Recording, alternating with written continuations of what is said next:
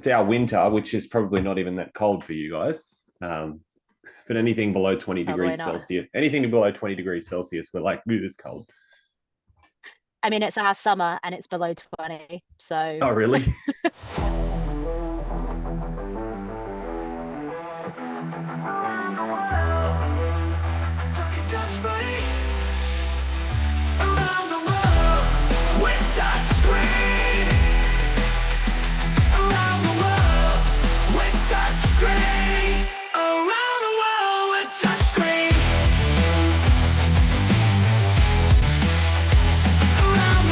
Hey guys, welcome back to another Around the World episode of Touchscreen. And today we are talking with the host of the 2024 World Cup, England Touch. How you going, guys?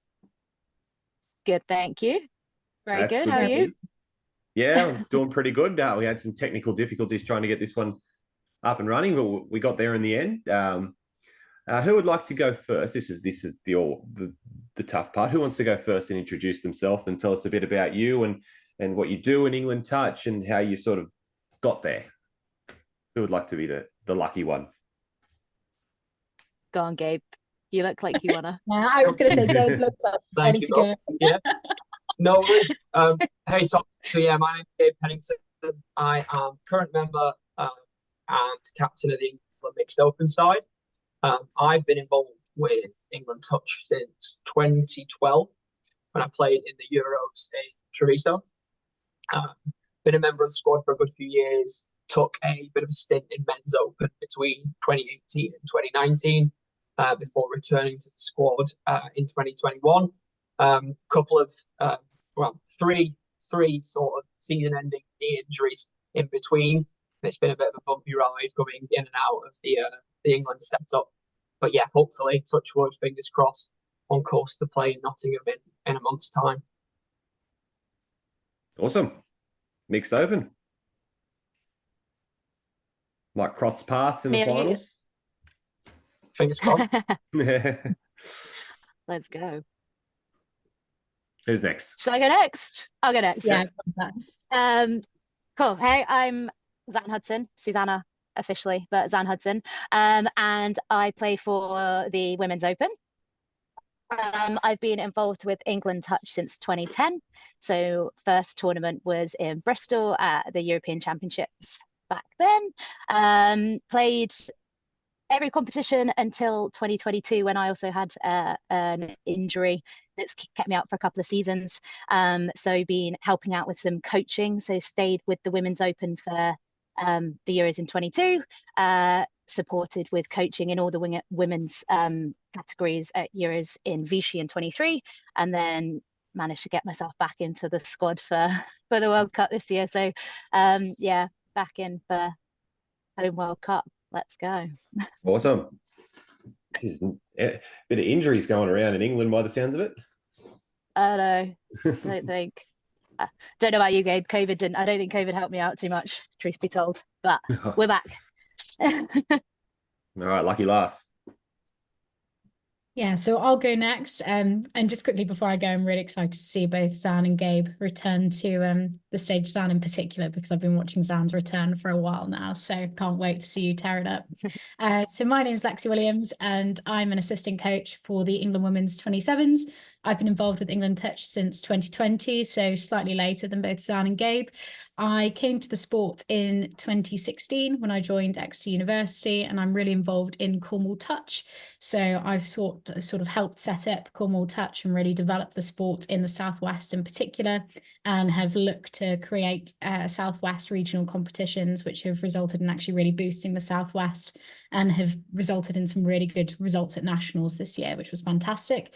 I coached with the England Women's Open in 2020 to 2022, and I was with them in their Euros 22 campaign. And then I've been with the England Women's 27s from 2022 to present day, and looking forward to hopefully winning a medal at World Cup this year. Yeah, that's awesome. So did you sort of, did you go to 27s with a lot of the players that were in the Women's Open when you were with them?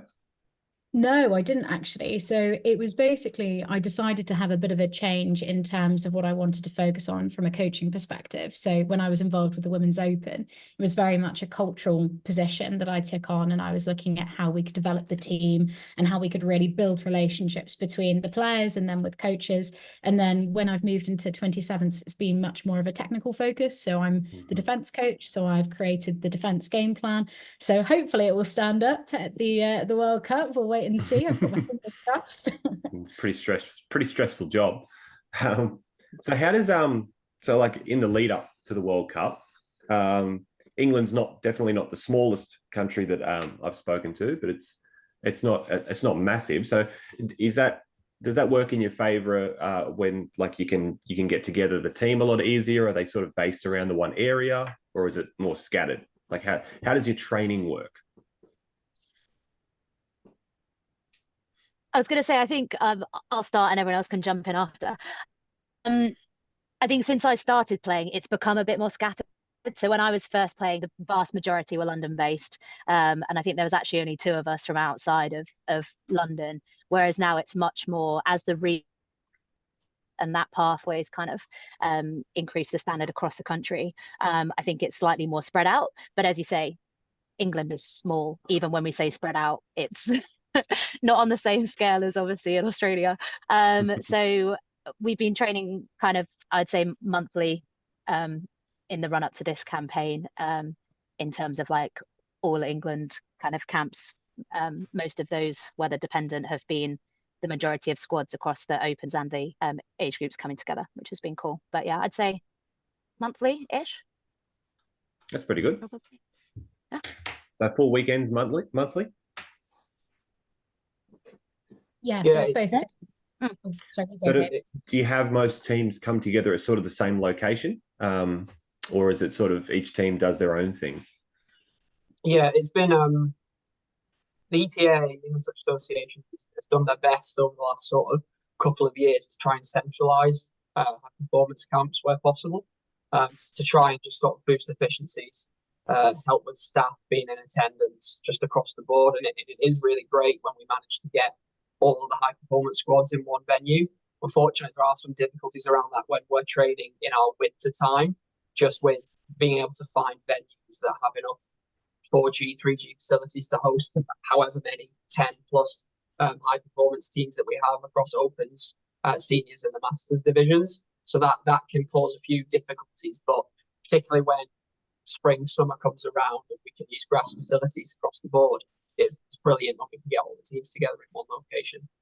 And I think that one of the things that sort of has started in our favour is we've had our Touch Nationals, which is the regional competition in England. I guess it's the equivalent of the previous iteration of the championships or NTLs in Australia, whereby each of the regions, so Northwest, 2 Southeast regions, Southwest, West and Midlands, will all play from an Opens perspective at Men's Open, Mixed Open and Women's Open, along with the senior divisions on the same weekend. So that landed in sort of back end of April, start of May this year, which is a sort of really good way to ramp up the top level of touch in the country as we're approaching sort of the international part of the year. Yeah, definitely. Interesting. And it's funny you mentioned about like how difficulties training in the winter. I was talking with Sweden and they just made me aware of actually how much snow they get. And it's something that from where I'm from, we don't even think about. Because like we were talking about before this actually started, our winter is what your summer is right now. So to me, that's just crazy. Yeah. I mean, it's ridiculous. More rain than snow, but yeah. More rain than snow. We've had so much issues with the rain this year. Most of the rugby union season has actually been cancelled because of the rain, because you just can't play on the grass pitches. It's been a nightmare. So we've been really lucky that we've been able to actually get some 4Gs and 3Gs. So we've been able to train over the majority of the winter, which has been really good. When you talk about 4G and 3G, is that turf, artificial? Artificial, yeah. I had my first experience with artificial turf in March this year. Didn't know it was. Well, I didn't run on it because I was just coaching, but everyone was given these like elbow like cloths, like they were kind of like band, like they kind of looked like compression socks over their elbows and knees before they played, just to stop skin coming off. It was really nice turf, but everyone looked like roller skaters with pads on. So that was pretty Terrible funny. tan lines. Yeah, would be. So I'm just looking at the map right now of England. You said, Zan, you said that when you started, it was mostly London. Where are sort of the big touch football sort of associations or clubs located in England? Is it just the major cities, or is Nottingham? Would you say Nottingham is a big touch football area? Yeah, definitely now.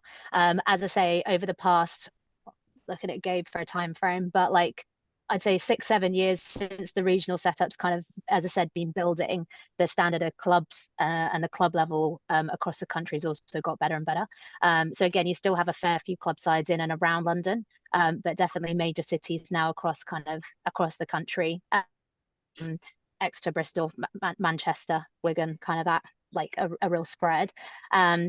But then again, it depends on the level that you're looking at, because actually outside of even the major cities, there are then social leagues and social clubs in the kind of smaller cities and towns outside of those areas now, as well. And that too, that's growing. So I'd say numbers on the whole are just going up, which is only gonna push things forward, which is exciting. That's really good. And do you have sort of any connections with rugby or the Super League clubs over there with touch football? Because in Australia, we've got a partnership with our National Rugby League. So yeah, there've been efforts, I think, with both codes of rugby over here to try and connect them and sort of benefit from the player base across each of touch and then league and union as well. So previously, I know that the England Touch had sort of an arrangement with the RFU, the Rugby Football Union over here, along with O2 Touch, where sort of an ETA affiliated entity would run the RFU's touch program. Now that's moved on slightly. And then similarly with the RFL, the Rugby Football League, they are sort of making big efforts towards progressing the games at a foundational stage, so taking local rugby league clubs, mainly in the north of England, which is where rugby league is most prevalent, and trying to introduce sort of foundation programs where people from the community will come in and play touch, not necessarily people who would represent at a junior level, but just people who are interested in rugby league to come down and play on a regular basis. So there are certainly efforts across the board in that regard. I'm not sure they've exactly progressed, certainly not to the extent that TFA in Australia has. That relationship is something that we'd aspire to, just in terms of the reach that you guys have and what the reach at the NRL and the NRL to the Premiership a few years ago bring. That would be something I think that would really, really help the growth of our game in England. Yeah, cool. So when you talking about that sort of stuff, it's like the touch football scene from where like each of you from, like social wise, we always talk about social touch. I assume that England is probably more like Australia, where you can sort of organize your own teams, play on a weeknight. Correct me if I'm wrong. A lot of some other countries we're talking to, they do pick up touch or some other variations. Some don't even have the numbers to create a social competition. How does the social scene work from where you guys are from, like specific, like your city or town? Or do you have to drive a little bit to get to some touch footy? So I'm not too bad. So I live in Cornwall, and since I moved to Cornwall in 2019, the touch scene has actually grown massively. So when I came down in 2019, there was only one touch team, and there's now 4, which is fantastic. And, you really don't have to travel far anymore. Unlike the rest of the country, we're actually all affiliated with rugby union clubs, and we work very closely with the rugby league team down here as well. So we do a lot of work with the Chuffs just to try and develop our players, but also if they've got injured players, they come and they play touch with us as well, which is great. In terms of the social scene, it's definitely much more of a social scene in Cornwall than it is a high performance pathway. But we are really trying to develop that. So we've created a Cornwall touch team, which is designed to actually have structure and to try and get people playing at that higher level with an aim of getting some people into England. We've had our first player who's played the entire time in Cornwall get into an England squad this summer, which is amazing. So that's really, really exciting. Very, very pumped about that. But we train on Mondays and Wednesdays, dependent on which local team there is. And you just turn up and you play, basically. So Monday nights down at Falmouth, we turn up at 7, anybody's welcome, and we literally just play games the entire time, which is fantastic. And it's a really nice way of just getting people involved. And quite often we will separate, if we've got the numbers, between a team of people and two teams who know what they're doing and they'll play against each other, and then people who are new to the sport who'll play on another pitch. And that's really great. But Cornwall's quite a big county as well. So if you're outside of the Falmouth Truro area, you're probably driving about an hour to get to training. So there are a couple of England players who are based further up north, and they can't come to our training because it's just too far for them to travel, which is a shame. But that's just one of the issues in the Southwest, to be honest. It's such a big region and there's only a handful of clubs. So it just depends on where you are, whether you're able to play or not. Mm-hmm. And you said you're part of the Southwest region? Yes, I am. Yeah. So I was the Southwest regional lead, which I have to say was quite challenging because we had regional training, and that was 3.5 hours to 4 hours away from where I live, just one way. And that's we're in the same region, inverted commas. So it was just crazy the amount of travel that you did. But we've now really developed as a region, and there are three actually fantastic teams that have played in our national touch series this year. And they've been playing in the highest tier of touch. So that's Exeter Owls, Bristol Jets, and Cheltenham Tigers. And they've really developed over the last couple of years. And the Southwest is doing fantastically well. But it's been a case of we've got lots of very dedicated volunteers. And I think we're one of the very few regions in the country to have an England coach coaching nearly every single team in the Southwest at nationals, which is fantastic and quite rare, but it shows, people are very dedicated and keen, which is great. Awesome. Gabe's in. What about your area? Are you sort of in the same area, different area? You got 3 from 3 different areas, so we'll cover most of the country. That's good. So I'm kind of southeast. So I'm about half an hour south of London. Southwest London. So in terms of if I wanted to head into London, you can play touch of varying kind of standards every night of the week. So it is very chill. There's some pitch up and play kind of leagues.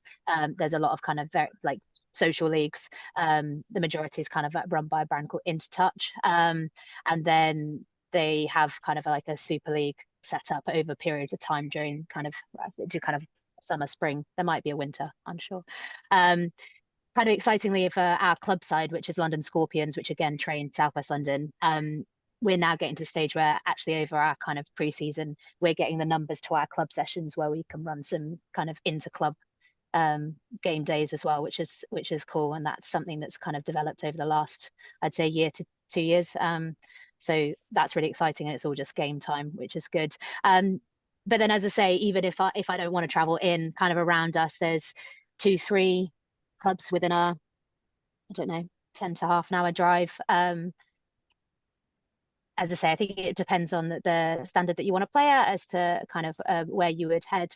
But I know that the Southeast are doing quite a lot just to try and develop the clubs kind of across the region, so not just in the capital. So we've had like a Southeast Development Series, which is 2 or 3 competitions just within our region where club sides can come in. And again, those clubs which are newer to the ETA, the official version of touch, I'd say can get some game time.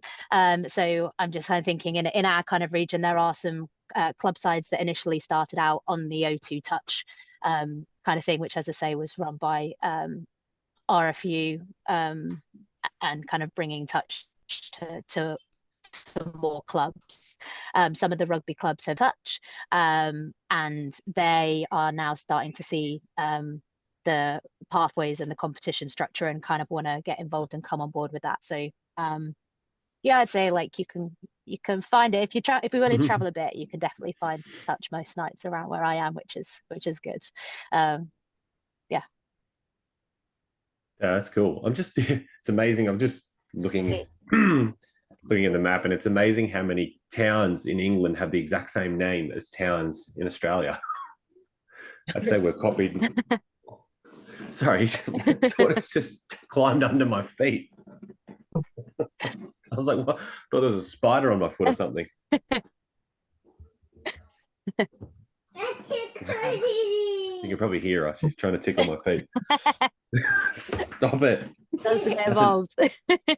Oh. All right, Gabe, your turn. Where are you from? How's the touch footy where you are? So yeah, I'm based in the northwest of England, so in Manchester for the most part these days. I think most of us up here up north can only wish that we had a setup like they have in London, where you could play touch every night of the week. That would be absolutely fantastic. Fortunately, but social touch feels very seasonal up here, and that means sort of in the summer there'll probably be an early summer league and a late summer league in and around the city of Manchester, where there'll be one night a week where you'll have sort of social teams and club teams all coming down to one venue. And it's mainly when we get the sort of 8 weeks of the year when we get really good weather.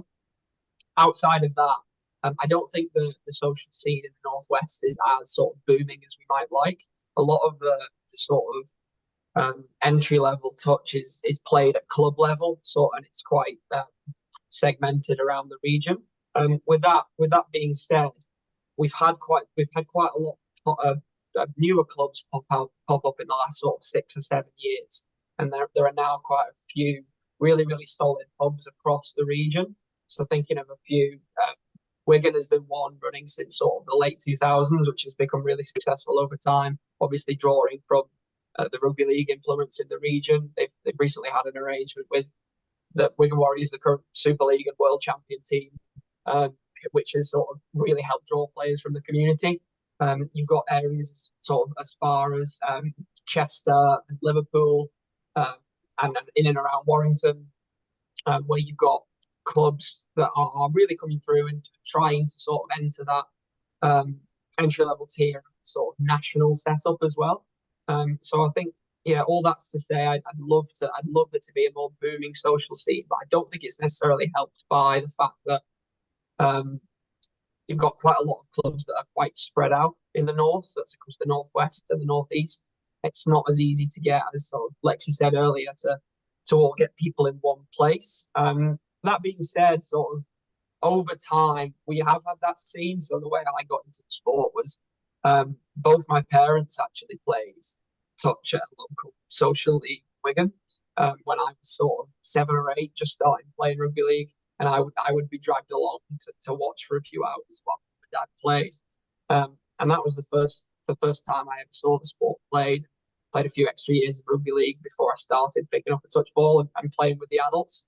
So yeah, it's been quite a long time since I was in one of those social settings, but sort of that's what grabbed me. That's why I'm still here. My mum and dad were playing when I think it was the Aussie 35s or 40s team came over on a tour here, and they sort of toured the country. They played in London and they played in the north of England as well.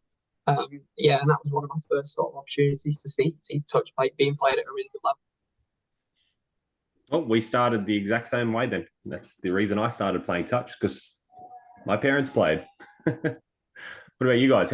What made you start playing touch? Mine's a bit of a weird one, to be honest. So I actually was a fighter in karate, and I used to compete in the circuit for karate, and I needed a sport that would help me from a hip perspective.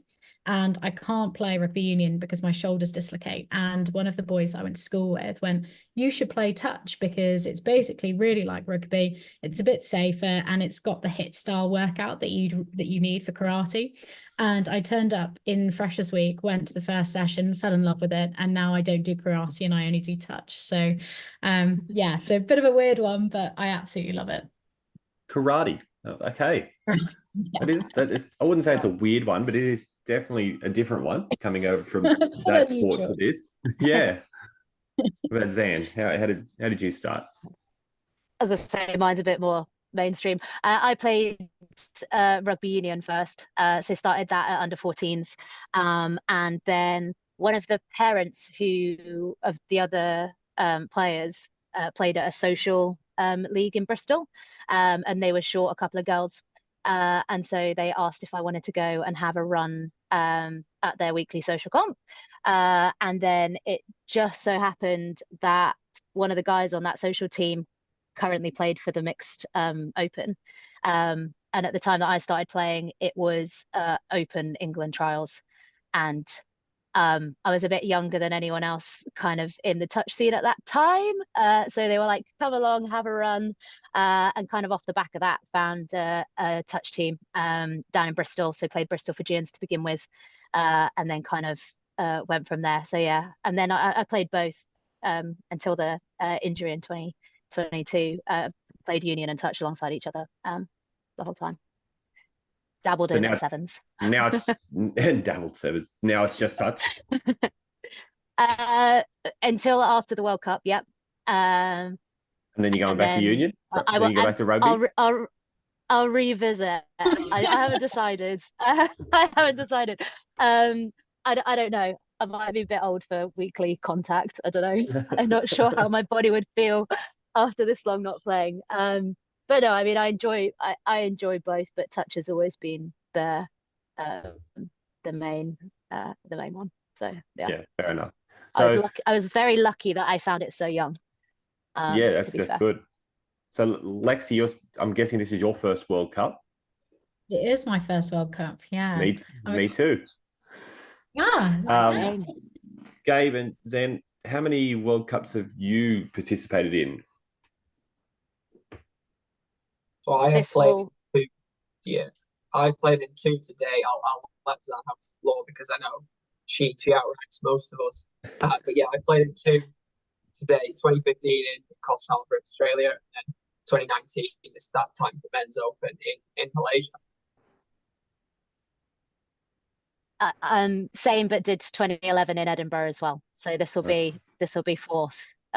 Yeah. I'll see your 2 World Cups and raise you. Very exciting. So Sorry, so talking about we were talking about the weather before, how it's your summer right now. How did you find Malaysia? Like, I guess you can even talk about going from one extreme to the next. So Coffs Harbour, that would have been torrential rain, and then Malaysia, yeah, all the feedback is, because I saw photos of thermometers and stuff, and it was nearly hitting 50 degrees Celsius. How did you find that from coming from England, being probably more of a colder country on the side of the world that's a bit colder? Yeah, it was hard to really do any specific training. The best we could really manage is jump on a treadmill and put on as many clothes as you can and run. That's the best we could manage. And to be fair, from waterproofs. Yeah, exactly. Many waterproofs as you can. I can just see you opening up like you were given this textbook, your training regime for the 2019 World Cup. Open it up, get on the treadmill, put on clothes, and run. We did our best. Yeah, I don't know how much that helped physically get us ready. Probably did, but mentally, I think it did help me personally sort of put myself in that real dark place that I knew I'd be in when it's 40+ degrees and you're a score down and you've got to try and find a way back. It was really, really difficult. And I think from a fitness perspective, I think most of the England teams fared really, really well. It was just that those occasions when you're in the blaring sun and you're late in the game, those were the real tough spots. And it wasn't just that. So you've got adversity being thrown at you in terms of, okay, the game's going to be called off halfway through and the result stands. So there's that extra stress that comes on you. And then there's lightning. Okay, we have to stop the final round game of the initial stages of the tournament. So yeah, there was a lot of unpredictability across that week. But yeah, keeping our fingers crossed for something a little more predictable Manageable. than maybe the previous two World Cups. When I say predictable, it might rain. It might rain. No, it's likely will rain. That's all right. Hopefully not to that extreme. I'm sure if you ask everyone, they'll probably take a bit of rain over what they experienced in Malaysia. Like I've been to Malaysia once in my life, and it was the airport, and I stepped outside just to have a look, and it was like it was sort of the same time of year too, as the touch was around the August time, and it was like a fireball just hit me in the face because it's like it gets hot in Australia, but we have more consistent hot, but not extreme, because we actually have a heat policy here where if it gets to about 37 Celsius, we stop, which it might hit 37 occasionally, but it's usually over 30. So we have consistently hot days, but rare is it that the really extreme ones. But we also have a cold policy. So tell me what you think of this. +8 degrees Celsius. If it drops below that, we can call the tournament off. You're kidding. Not Our kidding. entire winter season would be done. We wouldn't trade. I've done It's optional. sessions in the snow. We've done sessions in the snow before. Distinct memories down in Bath of trying to pick up roll balls in the snow. We had a tournament. We had a tournament sort of inland in Australia, and inland it gets really cold, especially like during the nights of winter. It doesn't usually snow, but this one weekend where the tournament was, there was this cold snap that hit Australia. Now this is cold for us. It kind of the style of snow that as soon as it hits you, it melts, but it feels like a needle hits you. So what was it, like 15 degrees? Yeah, shut up. No, it was probably like four degrees. But like in Australia, that's cold. Like everyone was rugged up, 2 pairs of pants, gloves, beanies on, covering their face. Between games, we'd go in, and there would be like gas heaters and things like that, just for all us soft Aussies. Can't handle the cold. But You can always Oh, you go, Sam. I was just gonna say you can always tell when Australians like rock up in London and come and find a touch team, and they'll turn up on like quite a nice spring day, and they're in like beanie hat, coat, like long sleeve, like everything. You're like, you'll get used to it. Don't worry. Well, Gabe, did you play? Sorry, Lexie. Did you come over to Australia to play, Gabe, with the England men's open team? So yeah, we came over in the England men's open team been a few times. I came over in late 2018 to play at New South Wales State Cup. I know Zan, you've played a couple of times, I think, for England over at the State Cups as well. But yeah, you're probably in a better place to talk to that. I know that was pretty hot then, but yeah, it wasn't really anything in comparison to sort of the World Cup a few years later. Yeah, well, our State Cup's played sort of close to the coast, so you get that sort of bit of ocean breeze. That's definitely not as hot as some places where we've played. Like you go inland to a touch tournament, it's very hot, and it's very dry heat. We've just been on tour to Singapore, which was we ended up going in the hottest week that Singapore has had in about 10 years. And we only were able to take 12 players out because one became unwell when we were out there. So we were playing with 12 players, and it was honestly unreal. And I kept saying to players, I was like, come on, girls, like dig deep, dig deep, you'll be fine, you'll be fine. And on the Saturday and Sunday, we were down quite a few players by that point due to injury and fatigue. They were like, oh, Lex, why don't you play? You've got your boots, we all need to get your boots.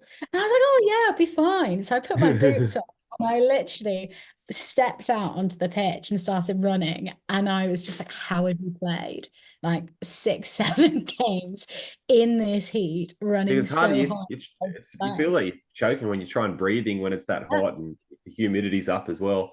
Was that Singapore Opens or 27s? So we did Singapore Opens, 27s, 35s, their men's 45s, and I think 40s as well. So we played the whole lot. Teams.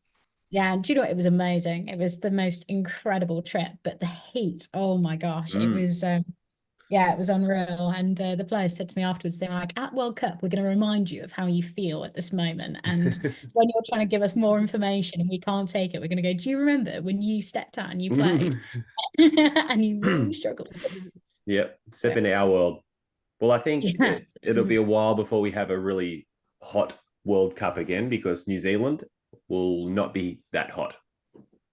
I don't know if you've ever been to New Zealand, but it's probably the same chance of rain.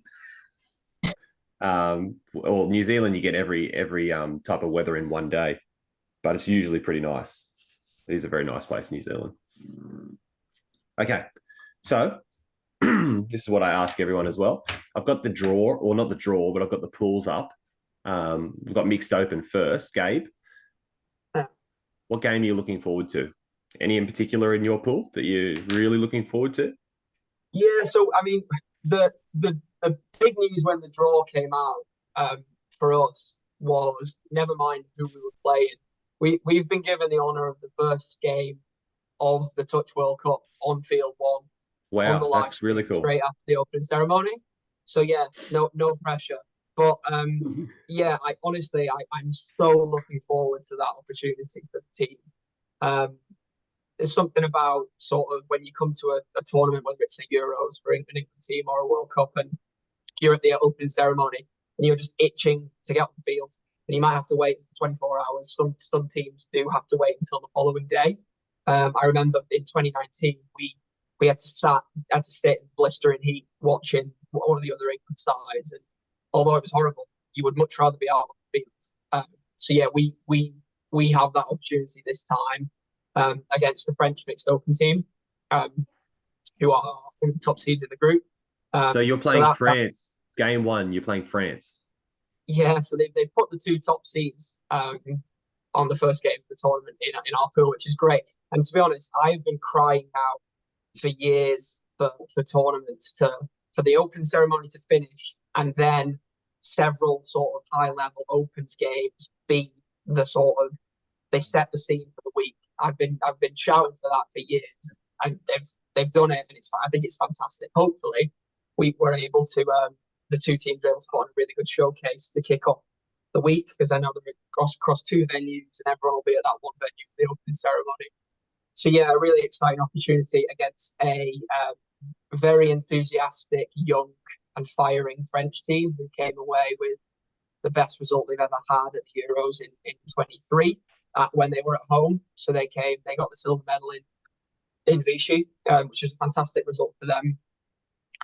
And yeah, it's a really, really exciting first game, I think, to open up the division. Particularly, I think just putting a mixed game followed by the Women's Open game, I think against the American side on the first afternoon of the World Cup in England. I think it's just a great showcase for sport, just showcasing, number one, the fact what's unique about our sport, that we can have men and women playing on the same field at the same time, but then also showcasing, particularly in England, the growth of the female representation across our sport. So being able to put those 2 games back to back is just so exciting. Yeah, absolutely, 100% agree. And I was talking to France as well, and they were saying it's a good rivalry between England and France, especially when you see them at the Euros as well. So no, that's a cracker of a game to put first. That's awesome. And I completely agree. You need to showcase the sport. Like talking with France, we were talking about it possibly being in the Olympics in the future, and mixed being the big draw card, because what other Olympic sport is there that's mixed? Like, there's not a lot of sports in general where you can play professionally or semi-professionally at least with mixed. So definitely on the right track there. Okay, Women's Open. Zan, got a game where you're looking forward to the most? I think I've got one just for me personally. Is I can't wait to play New Zealand. I'm really excited for it. I think we didn't get to play them 2019, and so just really excited to test like our growth against such a competitive side. My memories of playing them in 2015 were just that it was like the pace was amazing, the skill set was class, and very physical game. and as I say, like that for me is what World Cup is. It's just the chance to go and compete against the best. So that's the one I'm really looking forward to. As I say, also the fact that we've got a game day one is going to be amazing opportunity as well. As I say, that showcase will be, yeah, I think quite a surreal experience, but really good. But yeah, I'd say New Zealand's New Zealand, is that an early game? game, Because yeah. by the looks of it, you have about 9 games. Yeah, we've got many poor games. No, I think that's day 3 for us, maybe even day 4. So no, we'll have a couple. We'll have yeah, towards the end of our pool games, I think is that one. It's interesting, and you talk about the physicality. I know from where I'm from, we play like, well, Gabe, Dan, you would have seen it at our state cups, actually how physical the game can get. And when I went over to Asia for our first training camp with my team, we had like their local referees come down, who one of them was going to the World Cup, but it's completely different. In Asia, the physicality, you might make a touch two-handed and you're getting penalised. So Yeah. would you say in England, like at the England nationals, would you say that's a physical experience, or would you say it's more like touch is touch, nothing else? I'll start and then people can jump in on this, because I think it's a very relevant kind of current topic, definitely in England. I think the physicality and what's being allowed and the awareness around what is an acceptable level of physicality is improving. And I know that for us, it's something that we were European Championships 23 building through State Cup into the World Cup this year, because we're aware to kind of work on, and it's a skill set that as players and as coaches was really highlighted off the back of Euros building into State Cup. And I think it's been a really good ongoing conversation between players, coaches, and the referees to make sure that we're starting to see the same thing in terms of what is kind of that level of contact and physicality. But I'll let the others jump in as well. Yeah, I think one of the things that we've definitely found is that we're actually too nice.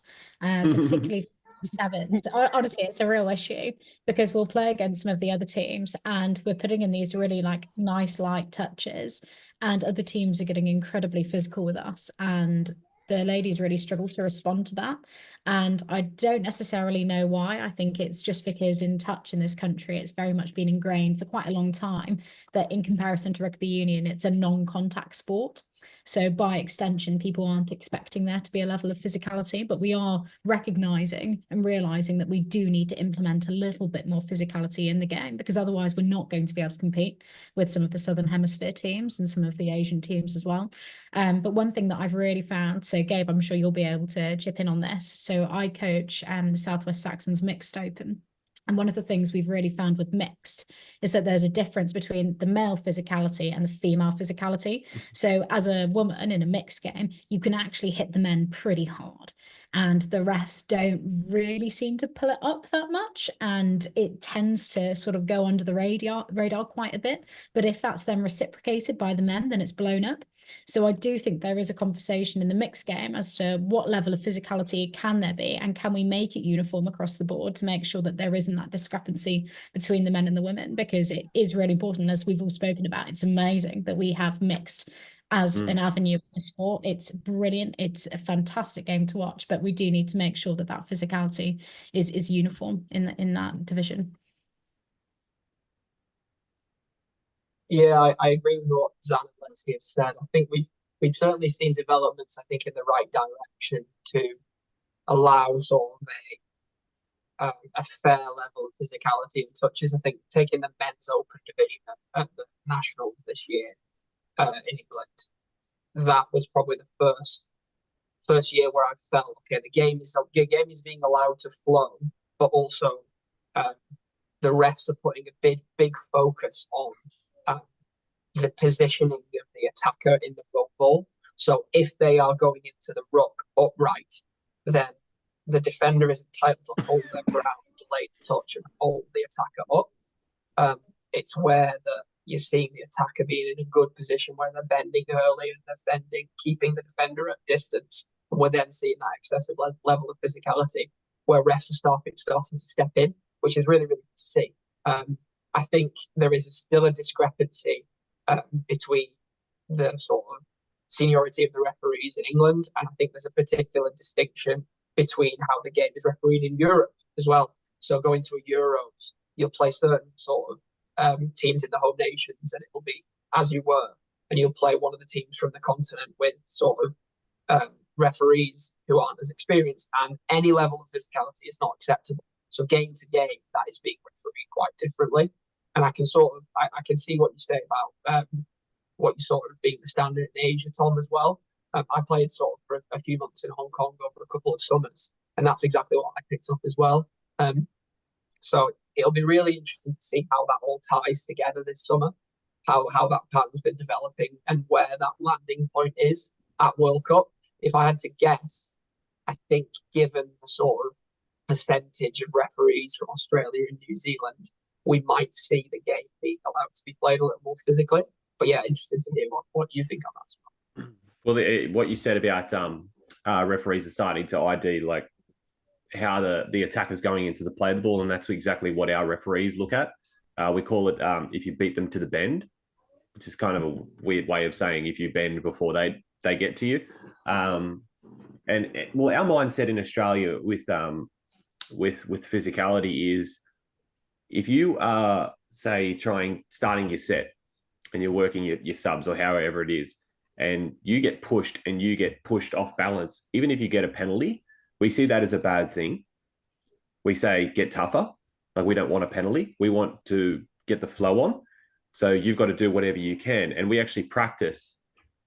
Like, if I coach, me and my assistant coach were coaching under 18 boys, and we were having like practice on how to be really tough in a play of the ball. So we were going in and trying to do our best illegally to try and push them over and stuff like that. But it was just training them to stay on their feet, keep the play going, because we don't want a penalty on second touch. All it means is we've got to start again, and we've still got to go through the same process.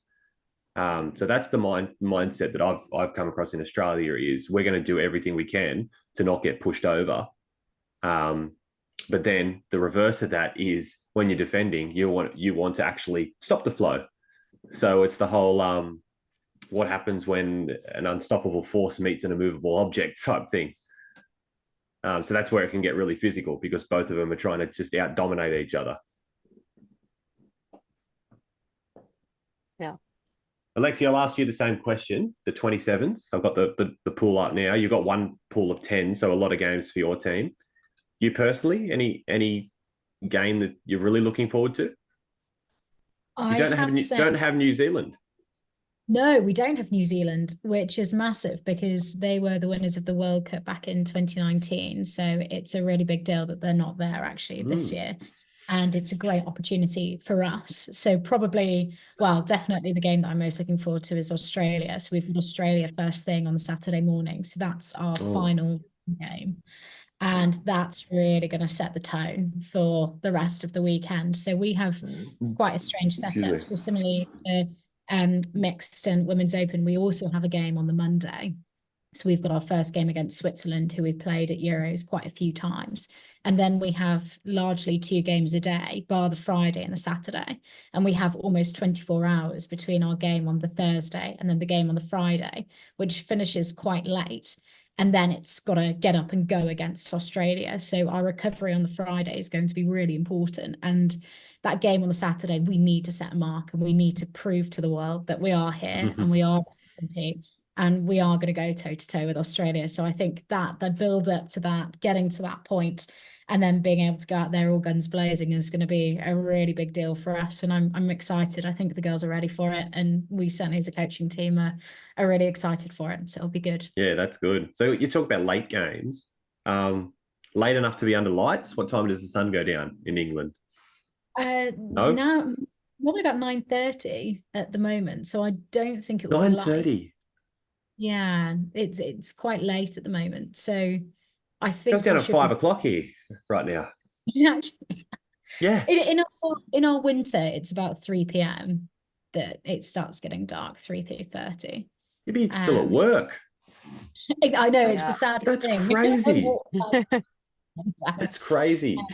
So it's in the winter, it's at the earliest probably 5 o'clock here.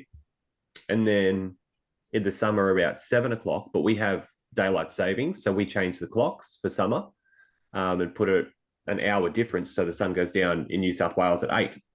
And we consider that very, very late. I can't imagine the sun going down at 9:30.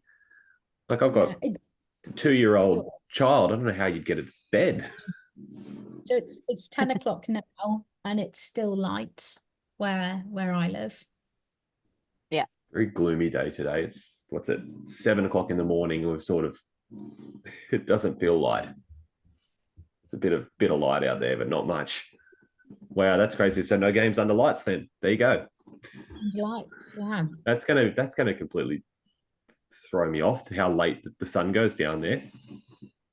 And then in winter, 3 o'clock. I can't bring in I'd probably use one of them anyway, but I can't believe 3 o'clock. That's so more than 2/3 of your day would be nighttime.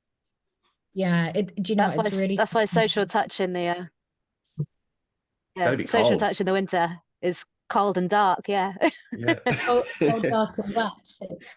Yeah, and do you know, if you can get people playing social touch over the winter, you know you've got a good thing going, because honestly, playing in the rain and they love touch. Yeah, absolutely love it. So tell us about where we're playing the World Cup. Nottingham. I know you had a Euros there 22, and I got some feedback about some other nations that went to those Euros. How do you find or as you say, the pitches? We don't call them pitches. We call them just fields. We call like cricket pitches, and that's about it.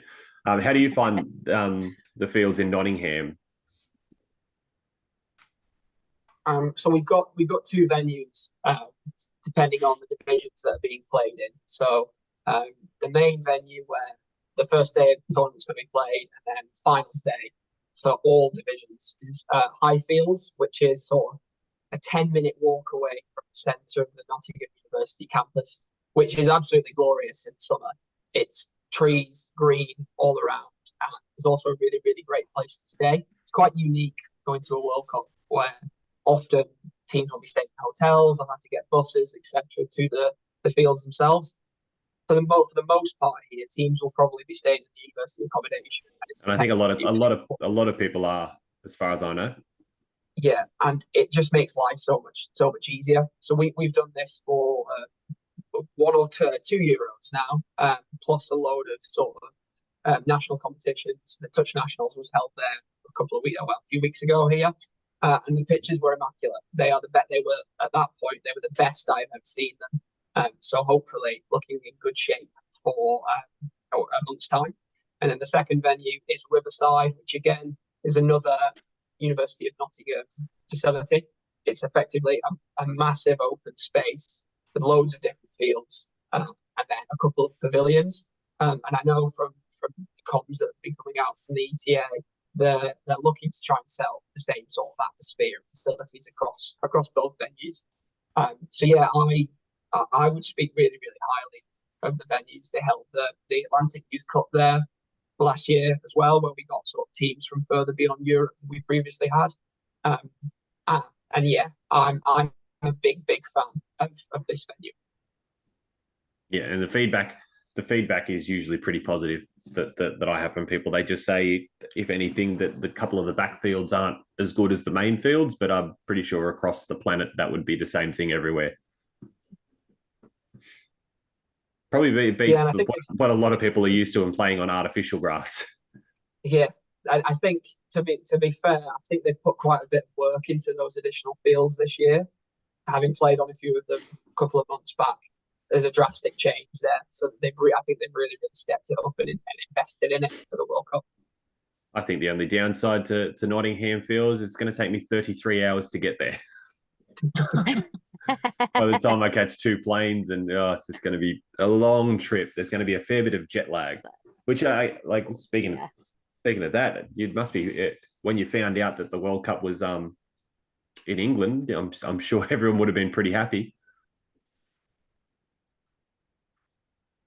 yeah, I was going to say on the whole, it's Yeah. always exciting to go somewhere new. But no, I'm really excited for a home World Cup for many reasons. Obviously, hopefully a bit of a home advantage, as we say. Like nationals was there. I know the final training camp's going to be there, so making the most of the fact that the facilities are kind of ready to go. But also just it would be really nice to have friends and family be able to come and watch and support. And I think the atmosphere is going to be really good. I think the number of spectators that they're expecting is pretty good. So yeah, I think. Well, I think it's a really Yeah, good definitely decision. friends and family. I think it's a good decision having the World Cup sort of in England, because one thing that you have as an advantage as far as just the game itself goes is a lot of surrounding nations. We, like, if the touch football World Cup was in Australia again, we've kind of got New Zealand and New Zealand and New Zealand, and that's Yeah. kind of it. We might have like, but like even our closest, we've got Papua New Guinea, I guess, but that's up north, and normally our tournaments aren't anywhere near that. But we don't have any surrounding nations. Have you guys, in the lead up to the World Cup, been able to go and play? Like I know, Lexie, you said you went to Hong Kong. Have you played, like Gabe, Zan, have you guys had experience playing with other nations as part of your training? I was going to say, I think that's something we've done previously. That's not something that I'm trying to think.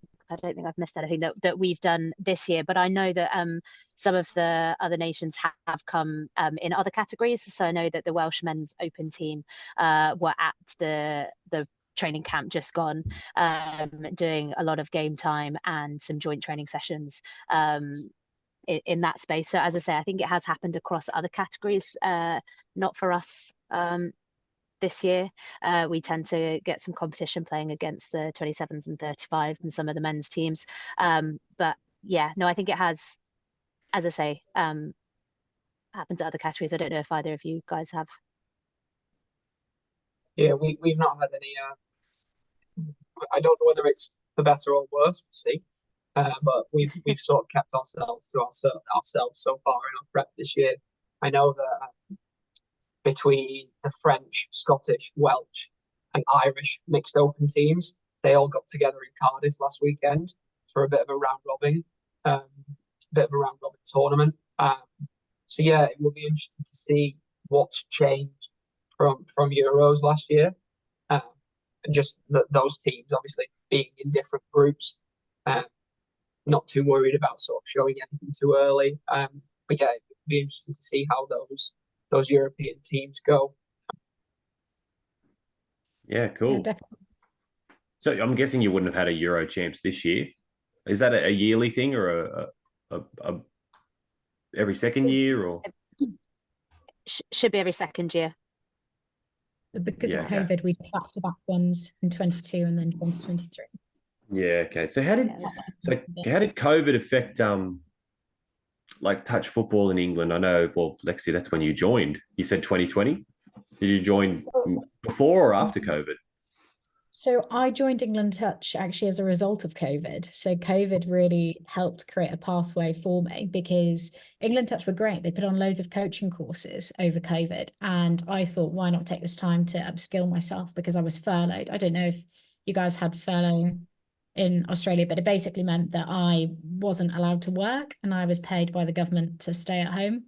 And so I was like, what do I do with my time? Oh, I might as well get some coaching in. So I sort of did all my coaching courses, and I was very keen, which is a bit of a shock to Zan and Gabe, I'm sure, because I'm definitely not a keen person.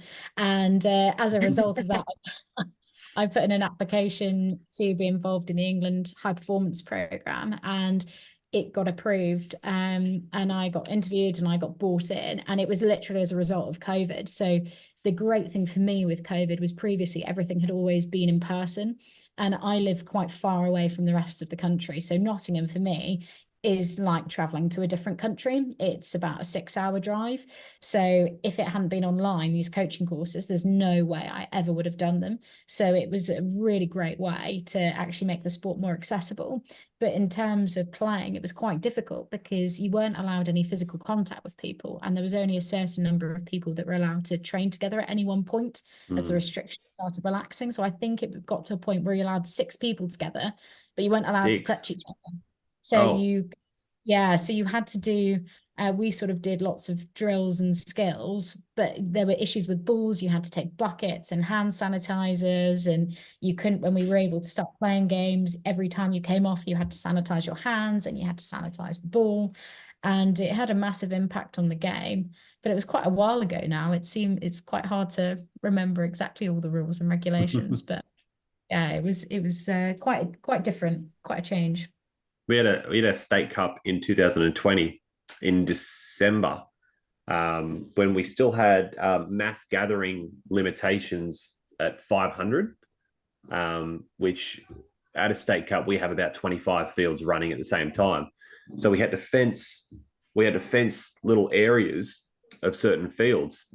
So you would say you turned up at 9 o'clock, you would play 3 back-to-back games, and then you would have to leave straight away. And so you'd be out of there at 10:30. The next group and you'd be only in like one of your fields. You'd be in like a section of like 5 fields. And then a new wave of people would turn up, back-to-back games, leave. That was our state cup for 1 year. The only people that were able to go between the zones that we called them were referees. You had to be like a referee. They were counted as an official that could enter multiple zones. So what did I do? I showed up to State Cup, wore a referee uniform, and stayed there the whole day. Good old loophole. Touch football, was it an early sport that came back? Because in Australia, touch football sort of could come back before like tackle and all the physical contact sport. Yeah, it was. I think they sort of tried to bring it back with grassroots rugby, and the initial efforts were admirable. But the main memory I have of that was we thought, right, we've just got a new kit that's just arrived, so we need to find an excuse to wear it. Let's plan a game against one of the other local clubs. So my club, Pennington Rebels in Manchester, we decided to set up friendly against Manchester Chargers and put on a bit of a show of it, sort of invite people down to come and watch, because we haven't played touch in whatever it was, 9 months, a bit less than that probably. And we thought, right, great, perfect. We played the game, great fun. We couldn't stay for a drink after because of the rules. Everyone had to go home, so that was fine. And then you probably don't know about this, Tom, but we had a system in the UK called Track and Trace, run by the government, run by the National Health Service, whereby if you tested positive for COVID, anyone that you've been near in the last 7 days would have to stay at home for basically 10, 14 days. So someone had been on a plane, hadn't played really, hadn't stepped on the field, but because they were within proximity of us, we all had to stop working and stay at home for a couple of weeks. So yeah, it was a rocky start to the way out from COVID. We did know about that, and the only reason I know about that is we copied off England a lot with our restrictions, and your Prime Minister with the terrible hair was always on our news, and it was always like, hey, we're not harsh, look what England are doing. And I think you guys were allowed to come out of your homes for an hour a day. Yeah, it was an hour for exercise, and you were only allowed to meet one other person. But you know, I was quite lucky down in Cornwall. So we had a tiered system at one point where it was tiers at 1 to 4. And because there's a very low population in Cornwall, we were allowed to go to the pubs because there was very limited COVID. So everybody else in the rest of the country was unable to do anything. We were all down the local pubs having a really nice time. So that was quite a different COVID experience. Oh, well, lucky you. I was going to say, I worked as a paramedic for the entire pandemic, so I had a very different experience to That would have that one. been That's the for most sure. hectic, fast-paced time of your life. It was, yeah, I could have done with some touch rugby to Yeah, be a bit of me an too. outlet for everything that was going on at work, but it came back eventually. But yeah, I have a vague memory of the return to rugby that the RFU ran as well.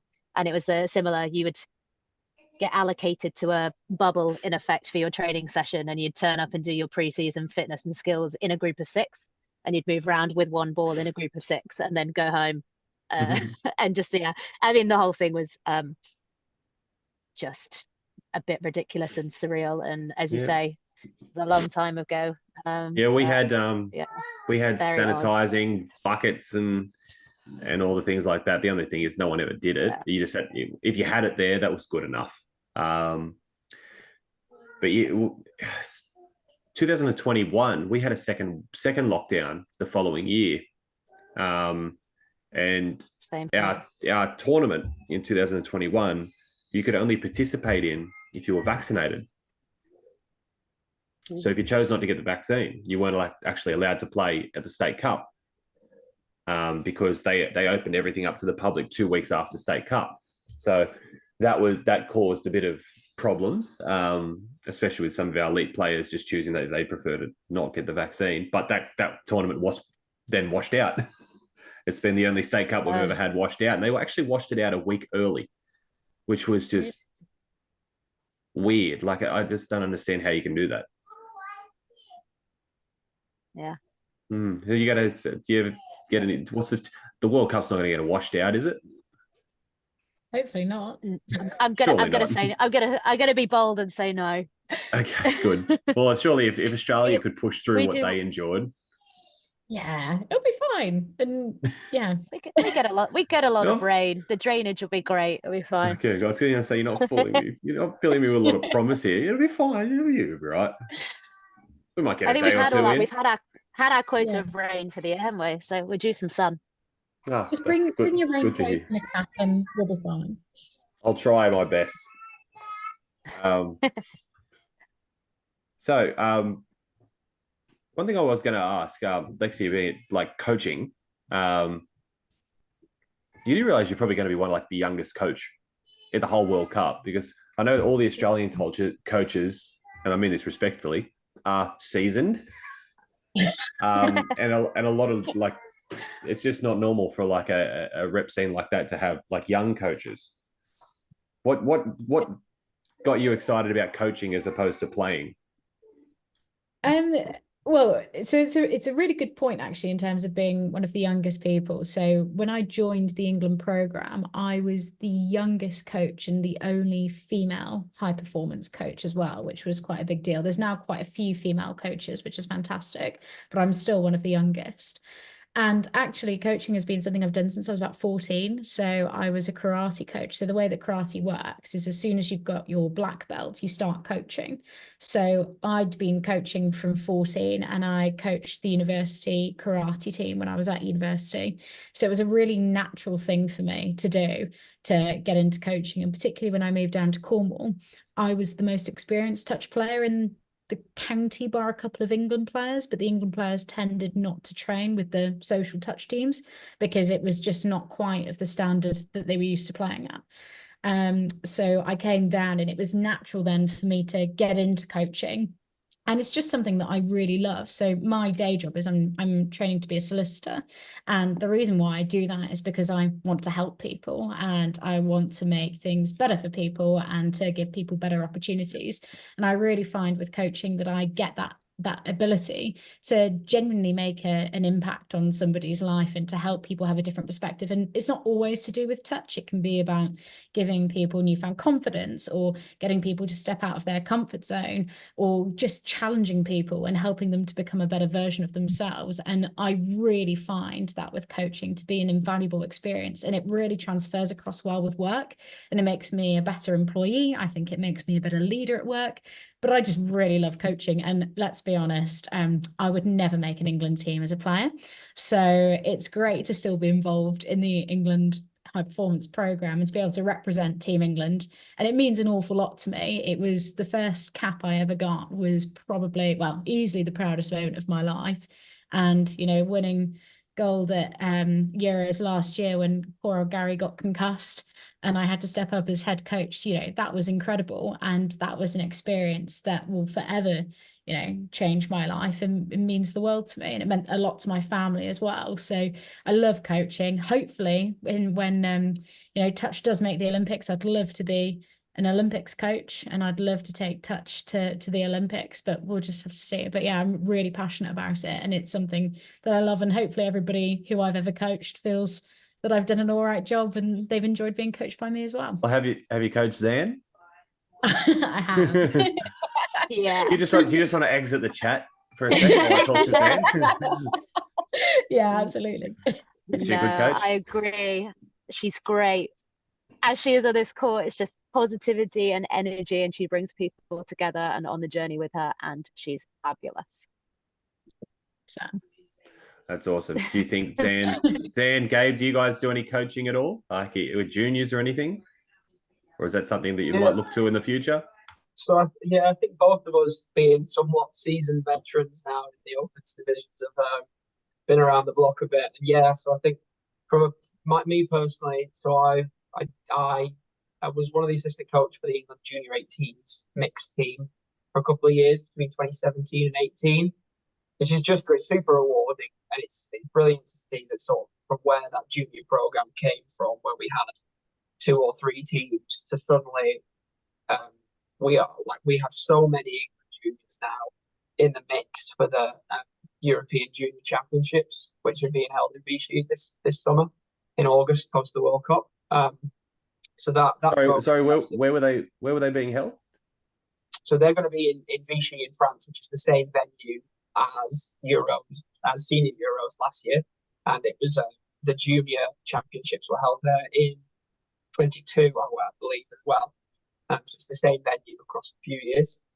So yeah, that program within England is absolutely flying.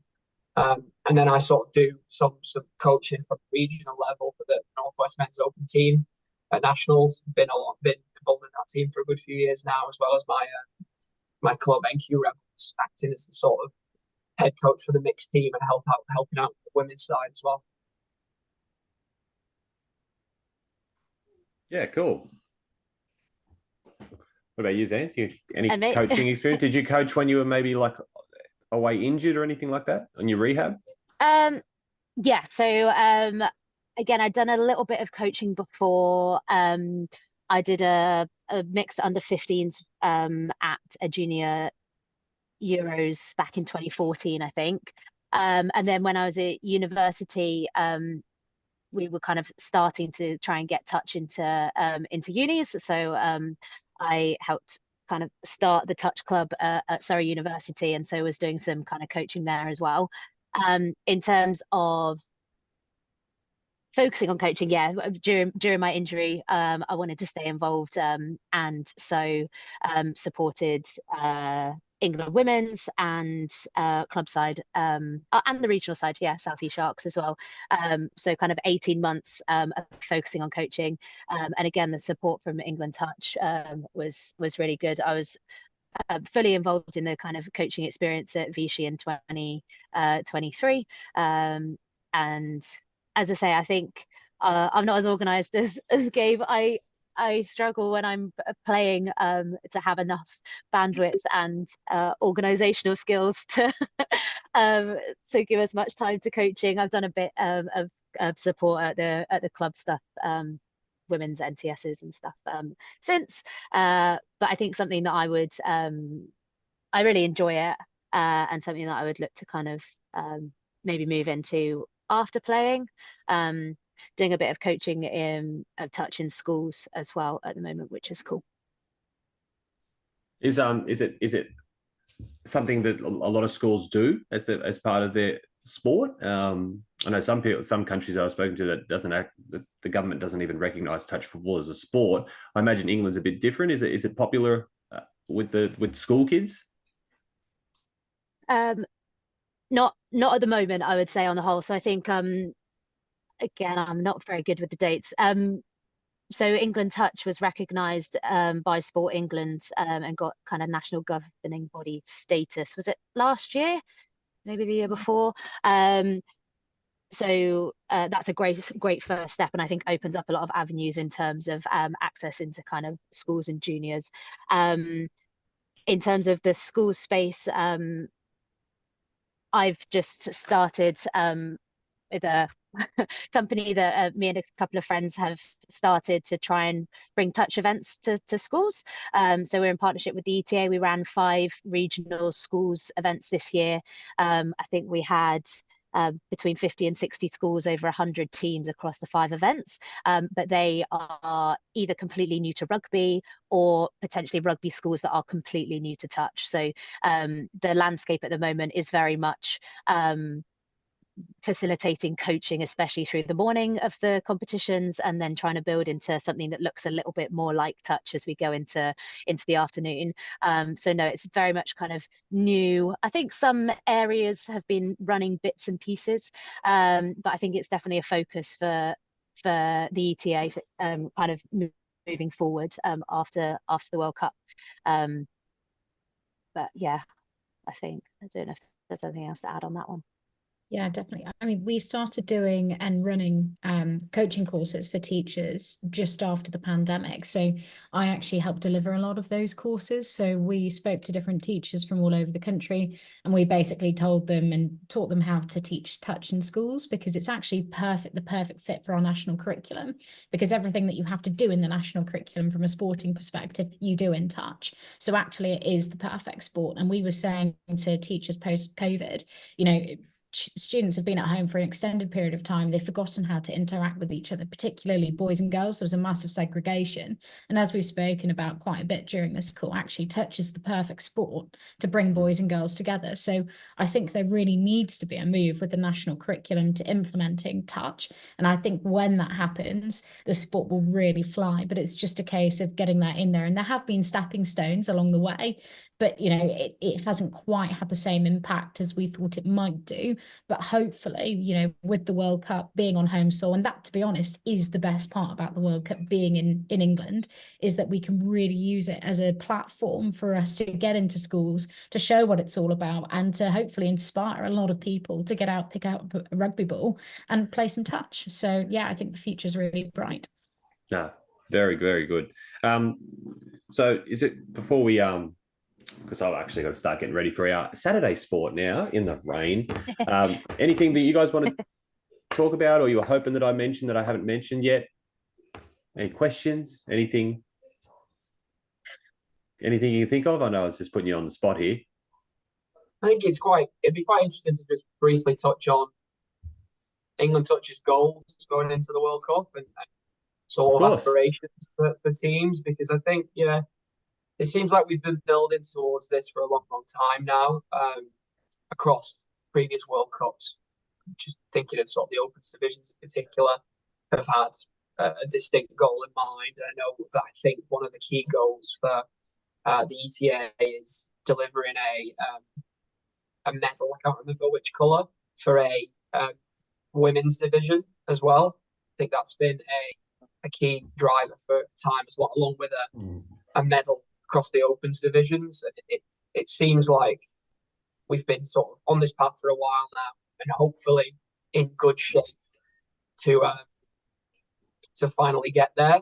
It's not like we've been a long way away in the last few years. Thinking back to I think men's open and men's open and women's open in 2019, both getting, I think it was a 4th spot, Zan, our fourth or 5th spot, and then thinking back to 2015 World Cup, the mixed open, close to a bronze medal, finishing 4th as well. So all of those teams have been in the mix for the last few years. The results at Euros have also been pointing towards being in the mix. So yeah, we're all keeping our fingers crossed for finally a medal in 2024. No, that's awesome. And hopefully you get there, because I do know that, like, when you come over to Australia, it's sort of evident actually how hard you're working towards it as well. So fingers crossed there. I've always lived in Australia and always will go for Australia at events like this, but for the good of the sport. For the good of the sport, for the good of the sport. I love an underdog story. Like I love it. It's not good when one team, like you look at any sporting tournament or any league, if one team is just completely dominant, it's not good for the sport. It's great for that team, but if more teams are winning, it's better for the sport in general. And I want the sport to grow more than I just want Australia to be full of gold medals and stuff like that. Even though technically I'm versing Australia, so I ain't going for Australia in that game. I'm gonna smash them. I've been telling them. I've been messaging them. It's like China's gonna smash you. There also comes a point where the team that monopolizes will inevitably fall. And, we're just really hopeful that this is going to be our year. And it feels like it's going to be our year. We're going above and beyond, particularly from a high performance coaching perspective, to really embed key behaviors, working with sports psychologists, working very closely with our physiotherapist teams. We've been doing an awful lot of work, CPD for coaches as well. And it feels like it's the right time. And, we're hopeful that we've put everything into place. And this is the thing when you prepare for a tournament, right? Is as long as you do everything right in the build-up, you can't be disappointed with the results because you've done everything that you possibly can. And I think if we finish the World Cup and say we don't get a medal, we'll all be devastated. But we know that we've done everything that we possibly could do to get us in the best position. I don't think there's any country around the world who has worked as hard as we have. And hopefully, that shows and you can see that. Yeah, hopefully. I don't think we're under any illusions as to the sort of challenge in front of us. I think all the divisions are going to be stupidly competitive. What really interests me about this World Cup, which I think is a little bit different from previous international tournaments, is the number of games per day per team is fewer than normal. So you usually have between 2 and 3, usually 3 games a day. Speaking only for the mixed open team here, but I know it's the case across the board. It's often between 1 and 2 games a day across 6 to 7 days for most divisions. And that means greater recovery time between games, greater time to break down and analyse opposition, greater time to game plan, which I'm really, really hopeful, results aside, just really ratchets up the standard of touch across the week. I think it should really make for some cracker games from Monday to Sunday, and we're hopefully not going to see that drop off of Team X has lost 3 players and they're really struggling, so they're having to change their game plan completely. We're hoping to see teams go full blast for 7 days. 100%. Absolutely. Can't wait. a lot more time to go and enjoy some touch footy. Before I go, I mentioned this in a group chat. How it'd be funny if I was snacking on English snacks, and it actually had a good idea for I might make it an actual video before the World Cup. Just trying some English snacks. Any recommendations? Because we can pretty much buy a lot of English style foods, as far as I know, from certain places. I've got 2 straight off the bat. Jaffa cakes for one. Jaffa cakes was mine. I haven't had a Jaffa. I've had Jaffa cakes, but probably not since I was at school. Jaffa cakes. And the other is iced buns. So a lot of players eat iced buns as a snack. And it's quite good on tournament days because it's got that little bit of carbs, but also a little bit of sugar as well. And I love icing on top of that. Yeah, it's like a bun just with some icing on it. Yeah, we get them. We've got a bakery down the road he's selling for $1. Jaffa cakes, though, okay. Anything else? Jaffa cakes are class. You ever had a Scotch egg? Scotch egg. I'll write it down. Yeah. Scotch egg and pork pie. I think you'd need to make sure you time that well as a snack. Maybe not immediately pre-game. No, I won't. It's funny because the guy that I saw at Sport last weekend, he's just moved over from England, and I told him about the tournament being in Nottingham, and the first thing he said was, "It's a very old-fashioned town." Is that true? Do you reckon it's an old-fashioned town? I don't think so. He says it's a nice place. It's just kind of like stepping back in time, 20 years. That was what he said. Probably not around the uni. I wouldn't have thought. Okay, but fair enough. yeah, I don't know. All right, anymore. I've got Jaffa cake, Scotch egg, question mark. Otherwise, I'm just going to Google it. Custard creams, is that an English one? Oh yeah. That's Custard cream. Oh yeah, custard creams are good. Bourbons are good. chocolate. Maryland chocolate hobnobs, yes. What is? I've never heard of that. all the biscuits are coming out now. Yeah. The biscuit. And one thing I want to make sure I have in England is a Yorkshire pudding. Oh yeah. Yes. If I can get one of them, because they're good. watching Ramsay's Kitchen Nightmares are one of my favorite shows, and all the English version, all the UK episodes, a lot of them have got Yorkshire pudding, and I'm looking there going, I associate pudding with dessert, and he's putting gravy on it. I don't understand. I have to try this. Oh, they're so good. I mean, it's great. It is great. You don't want to eat that just before playing. Well, I'm not playing, so oh, bit you heavy. can eat. yeah, Yeah, no, but- I'll eat heaps of it. Yeah, I'll eat it in front of the If you players. want to do that, then like Toad in the Hole, which is in effect just sausages in Yorkshire pudding. Oh, Like, so it's just like a whole big Yorkshire pudding, but with loads of sausages. Toad in the Hole. Toad in the hole. We have pigs there in you a go. blanket. We have pigs in a blanket. Hey, Hello, say hi. hey. You're shy. You weren't shy this morning when you're tickling my feet. I was going to say Look at not tickling anymore. Look at your bed hair. Right. Well, I'll try and round up some English food, and I'll just make a video, and I'll critique them. So. Oh, please. Oh, Nice. you've got to try Cornish pasty as well. That's an important one. What was that? Cornish pasty. Where have I heard that from? I have heard that. I've heard that on a movie somewhere. Cornish pasty. Anyway, Have you ever had black pudding? white pudding, Black pudding. black pudding. That's not a good recommendation. Some people love it. I'm out of Yeah, space on the try. paper.